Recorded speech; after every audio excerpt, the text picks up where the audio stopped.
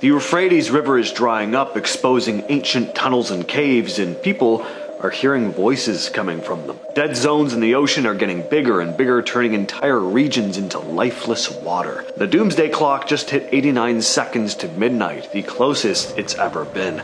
These are disturbing signs we might be living the end times. The Euphrates River is one of the most important rivers in human history, but right now it's drying up. We've got a mix of things causing it: drought, climate change, and dam projects upstream, especially in Turkey. Whole stretches of the riverbed are turning into cracked mud, and it's already messing with farming and water supplies in Iraq and Syria. This river has been the lifeline for millions of people for thousands of years. In some areas, entire villages are being abandoned because there's no water left. Farmers can't irrigate their crops, and drinking water is becoming harder to find. What's really got people on the edge, though, are the strange caves and tunnels being exposed as the river drops. Some of these areas have been underwater for centuries, and people are saying that they're hearing strange sounds, almost like voices, coming from inside them. But on top of all that, there's another reason people are getting concerned about this river drying up. A lot of people have started pointing to the Bible, mainly Revelation 16:12,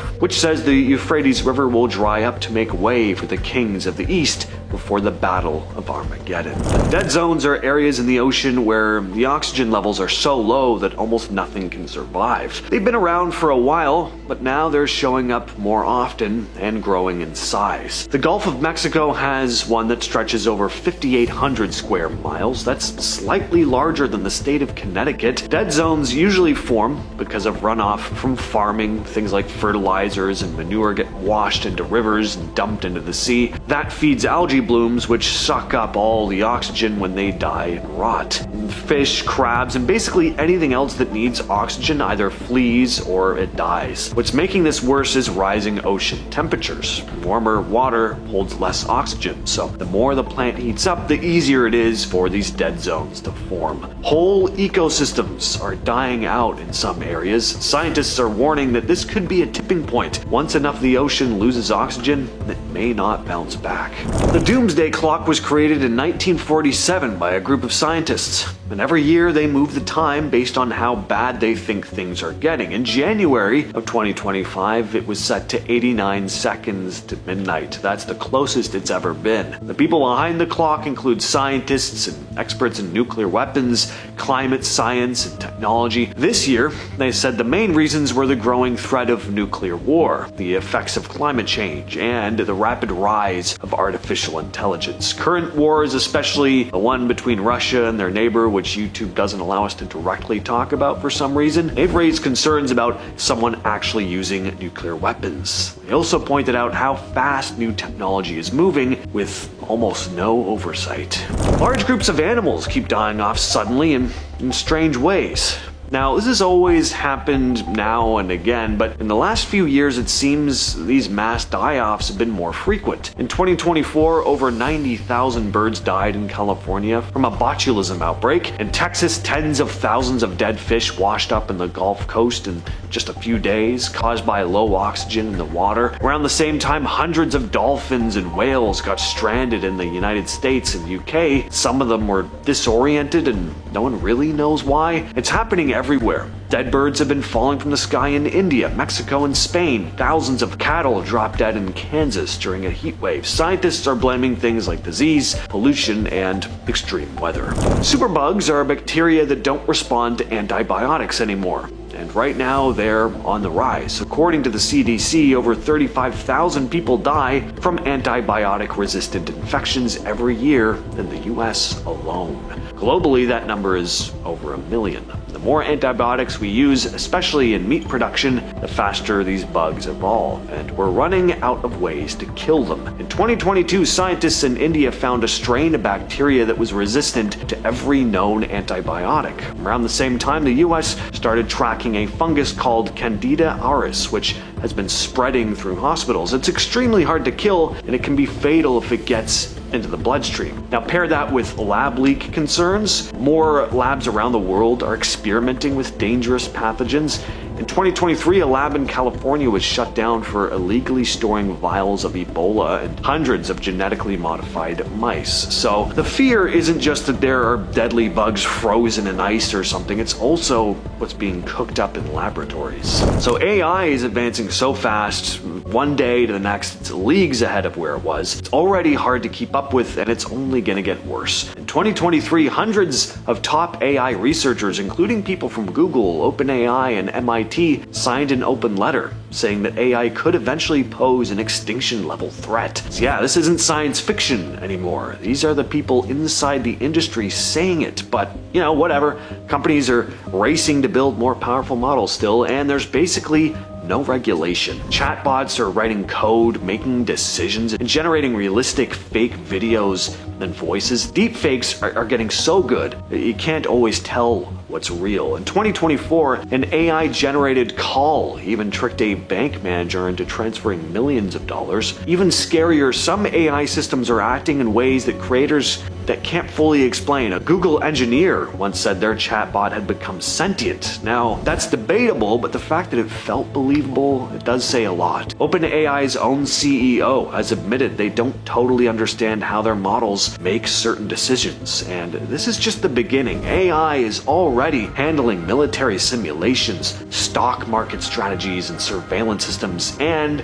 I don't know if you've seen the ads for Google's Veo 3. Yeah, that's not a human being. I mean, there's a bit of an uncanny valley to it, but this is so new. It's already looking that good. I mean, honestly, in like 2 weeks, it'll be indistinguishable. There's been a massive uptick in unidentified objects in the sky. In 2020, the Pentagon officially released 3 videos showing Navy pilots encountering unidentified aerial phenomena, or UAPs. These objects moved in ways that defied known physics. There was no visible propulsion. It made sudden direct changes, and they were moving at high speed. Then in 2023, a former intelligence official, David Grush, testified to Congress under oath that the US government has been running secret programs recovering non-human craft. He also claimed they'd recovered non-human organisms. Now, whether or not you believe him, it's pretty nuts that this stuff is being talked about so openly now. It's like there's just no way to hide it anymore. So many people are seeing things, it just needs to be addressed. And the government didn't deny the claims outright. And reports of mysterious lights in the sky are coming in from pilots, the military, and civilians around the world. Even NASA launched a new study into UAPs, saying the phenomenon is real but unexplained. Well, considering everything that's going on in the world, it's probably no surprise that there's been a lot of high-end bunkers being built. This is a full-on industry. Companies like Rising S Bunkers and Vivos are reporting more orders than ever, especially from the ultra-wealthy. They're building these multi-million-dollar underground compounds with gyms and movie theaters, hydroponic farms. In New Zealand, real estate agents have openly admitted that US tech billionaires are buying up remote land to build these bunkers. Peter Thiel, the co-founder of PayPal, wanted to build a massive one there, but the plans were rejected. In South Dakota, there's a former military base that's been turned into hundreds of fortified bunkers, mostly owned by wealthy families. Some of them are being stocked to last years. So what is driving this? Well, it's not one specific threat. They're preparing for everything. Nuclear war, pandemics, climate collapse, and AI takeover. But the fact that some of the most powerful and connected people on the planet are preparing for the worst, it does kind of make you wonder, do they know something we don't? It doesn't matter what side of the political spectrum you're on, most people agree that something feels off, and it's us. Everyone is so on edge. It's like we're all just inches from tearing each other to pieces. Mental health issues are through the roof, especially among teens. Most people are just anxious, depressed, or just plain angry. Political debates turn into screaming matches. People argue in comment sections about the seemingly most mundane things possible. Go watch a video about cupcakes or something and just scroll through. I'm sure you'll find an intense, heated argument. Conspiracy theories are so rampant, it's next to impossible to have a productive debate sometimes. People don't trust the media, the government, scientists, pretty much any institution. And, honestly, you should have a little mistrust. But To the point where you just don't believe anything? I mean, how do you live your life that way? And then you got inflation, labor shortages, and housing prices that make it nearly impossible for people to get ahead. Crazy times. Over the past decade, people all over the world have also been reporting hearing this low, unexplained sound that has no clear source. Some describe it as a hum, others say it sounds like metal grinding or like a trumpet blaring in the sky. Videos from places in Canada, Ukraine, the US, even Costa Rica have captured the noises. You hear that?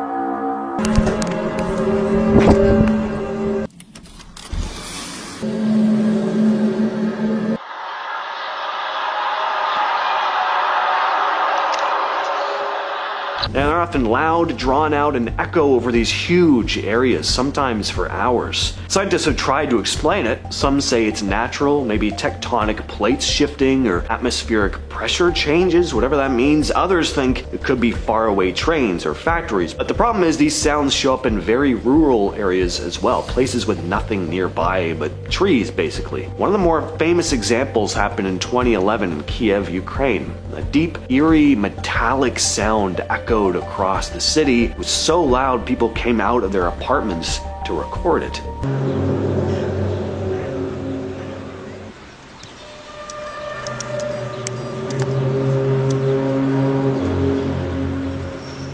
So, what are these ominous noises? Well, you can't say for sure, but to bring it back to the apocalyptic angle, some have looked to Revelation, where trumpet-like sounds in the sky are described as a warning of what's to come.